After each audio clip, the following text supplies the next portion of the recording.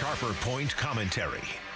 When Democratic Governor Katie Hobbs stepped to the podium yesterday to kick off the legislative session with her State of the State address, she undoubtedly looked out over the state Senate and House and realized that post-November's election, there were even more Republicans standing in the way of her progressive plans.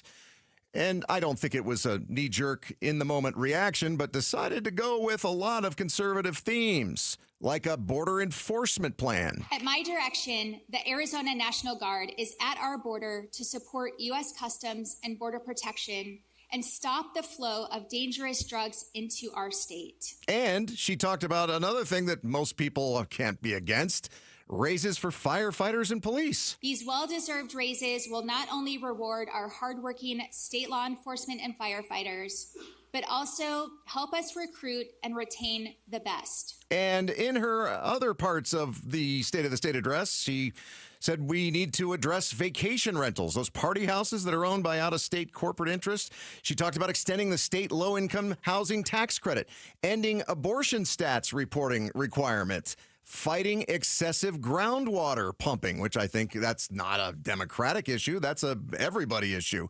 And she also talked about lowering child care costs by 2/3. Yeah, they're out of control, those costs, but do we have enough to pay for them? Democratic political strategist Stacey Pearson suggests maybe we should have enough to pay for that. If you look at some of the pilot programs nationally, ones out of Denver, even Tucson tried a number of years ago to help parents with childcare costs. It's worked. And in fact, it makes parents more productive in the workforce. It winds up being an economic development tool.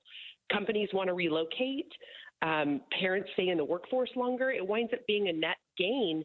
And she says that could come in the form of tax breaks for childcare workers. But still, do we have enough money to pay for this?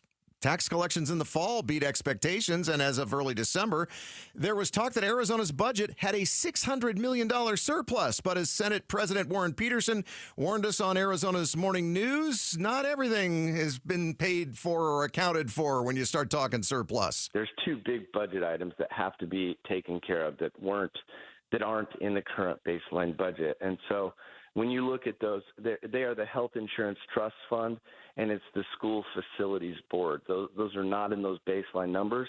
So we do have a surplus. It's not as large as that number.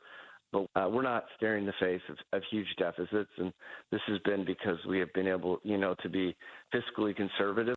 I got to tell you, in my personal budget, when I know I've got a surplus and it's pretty good sized, and I got a rainy day fund, which, by the way, we also have, my wife has to basically take away my car keys so I don't go and spend that at the hardware store or at the furniture store or any other store that I can get my hands on. So let's keep in mind we want to keep a surplus and keep our wits about us and not be a crazy spender like Jimbo. Thanks for watching Arizona's Morning News. Click to watch more from KTAR News and hit the button in the middle to subscribe.